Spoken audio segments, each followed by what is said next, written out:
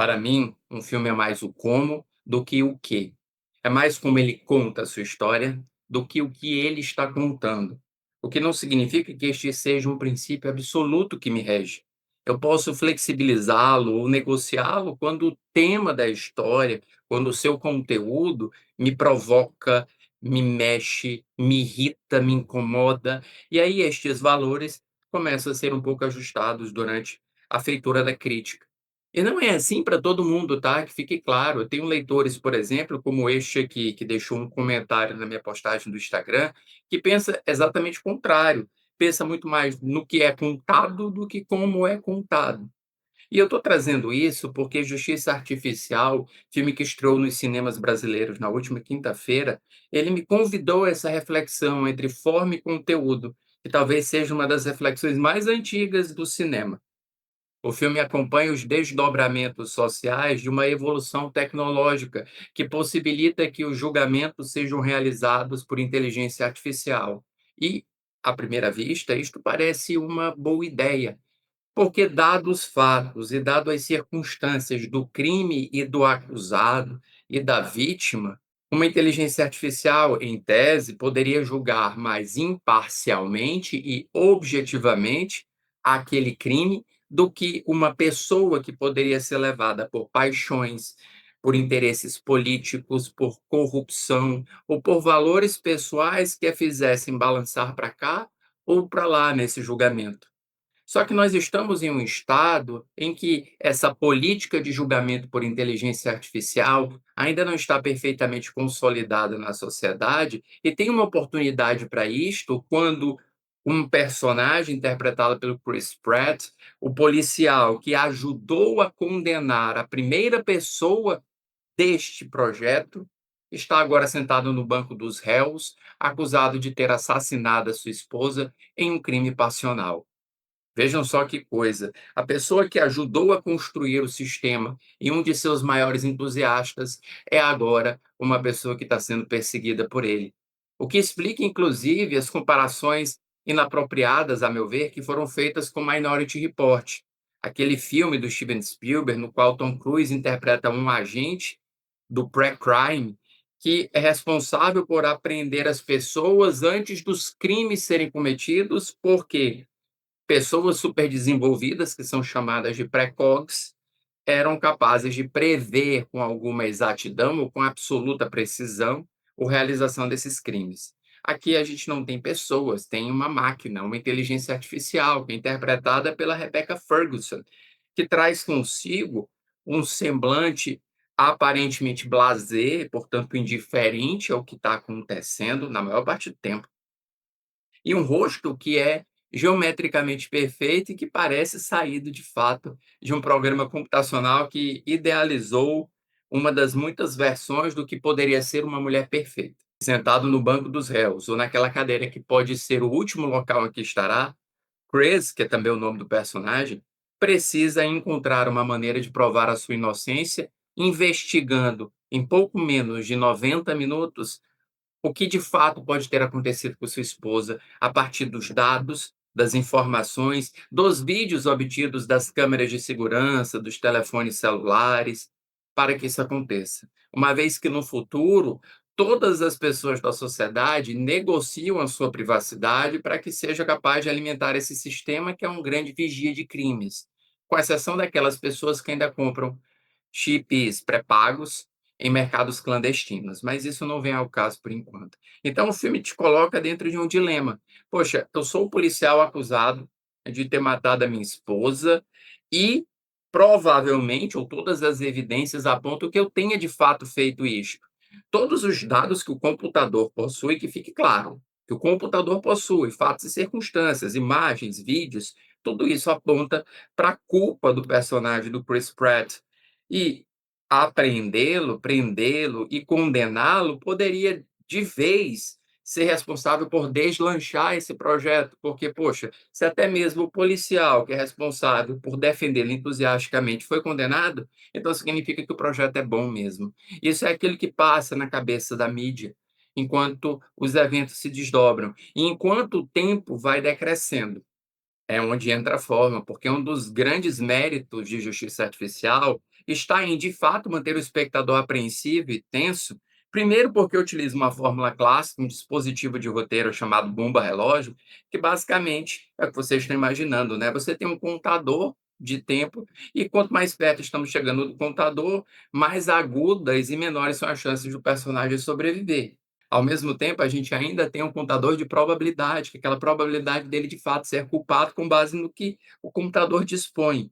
E eu estou enfatizando no que o computador dispõe, porque naturalmente que fatos ou indícios que não foram coletados não podem entrar naquela análise. E, portanto, o computador pode condenar pessoas que não cometeram os crimes, mas o que ele faz é que, em tese, ele condena com imparcialidade e objetividade com base nos dados que ele possui, o que coloca, ou parece colocá-lo à frente de juízes humanos.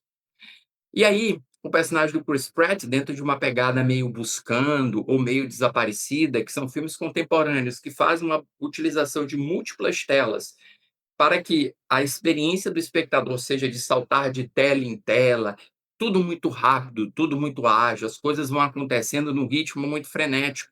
Você sai daquela imagem do Chris Pratt sentado na cadeira, corta para a imagem da Rebecca Ferguson, depois você entra dentro de um vídeo, dentro daquele vídeo você tem um zoom que joga para uma outra coisa, aí nasce outra árvore de possibilidades, e de outros vídeos, e de outros objetos, e de reconstituição de cena. Então está tudo muito rápido, tudo acontece muito rápido. E eu estaria mentindo para vocês se eu não dissesse que esta abordagem me deixou tenso, apreensivo, na beira da poltrona, tentando descobrir o que de fato aconteceu. E se o Chris era ou não o culpado, e se ele não fosse o culpado, quem seria o culpado? Então, sim, Justiça Artificial, para mim, é um filme que funciona muito bem dentro do seu aspecto formal, especialmente pensando que é um filme de entretenimento. É um filme cujo propósito é esse: é entreter, é manter o espectador envolvido e, especialmente, manter o espectador distante do seu telefone celular, não deixá-lo distraído. Então, eu acho que o filme cumpre isso muito bem.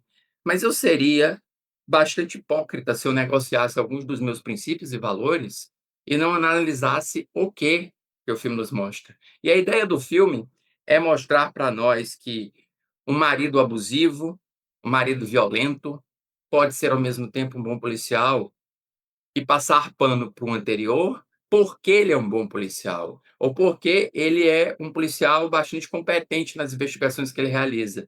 Porque desde os primeiros minutos nós já temos a noção, bem exata inclusive, de que o Chris é um tremendo de um babaca, um sujeito que esmurra violentamente a câmera da porta da sua casa, ou que quebra os objetos de casa, que levanta a voz para a esposa para intimidá-la, para deixá-la com medo, para mantê-la sempre naquele sentimento de tortura psicológica, jogando rapidamente o espectador contra ele e fazendo até mesmo torcer que ele possa ser o culpado.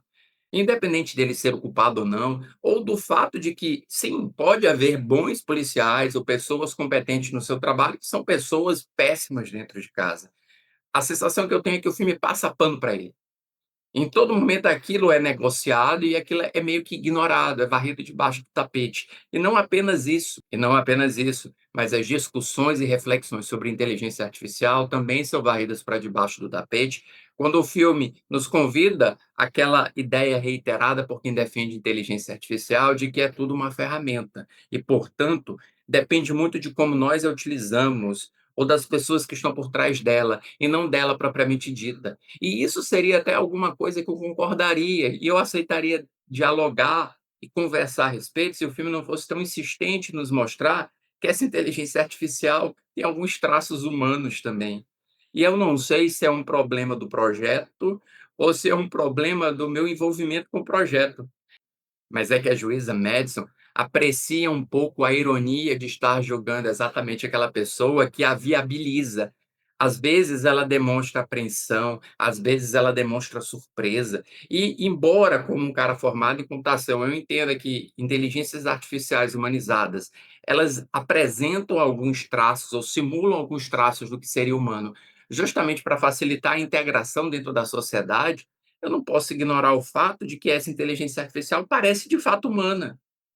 E além de parecer humana, ela também é ignorante a certos fatos ou acontecimentos que não são aqueles escondidos dela ou aqueles descobertos ao longo da história. São aqueles que existem dentro da narrativa e que ela poderia entender se prestasse atenção. nos fatos e nos elementos que estão presentes. Por exemplo, tem uma fala que para mim é muito importante do Chris antes de arrombar a porta da sua própria casa, que nos encaminha ou poderia encaminhar a inteligência artificial a certas conclusões e ela parece ignorar aquilo até o momento que essa frase surge. Além do mais, o filme é um pouco batido nos seus valores defendidos. Ele coloca as pessoas dependentes de drogas ou de químicos em uma zona denominada zona vermelha, isolados e marginalizados, e não reflete o motivo pelo qual aquelas pessoas estão ali escanteadas, justamente dentro de um Estados Unidos contemporâneo, no qual a epidemia de entorpecentes ou de drogas ela atingiu níveis expressivos e, de fato, existem grandes bolsões sociais. E não há nenhum questionamento como a inteligência artificial é um reflexo da nossa desumanização diante, por exemplo, dessas pessoas que são colocadas de lado. O filme me convida a apreciar a sua forma, mas eu não consigo ignorar o seu conteúdo. Não consigo ignorar que o protagonista é um grande abusador doméstico e um sujeito que não mereceria ter o pano passado ao longo da narrativa.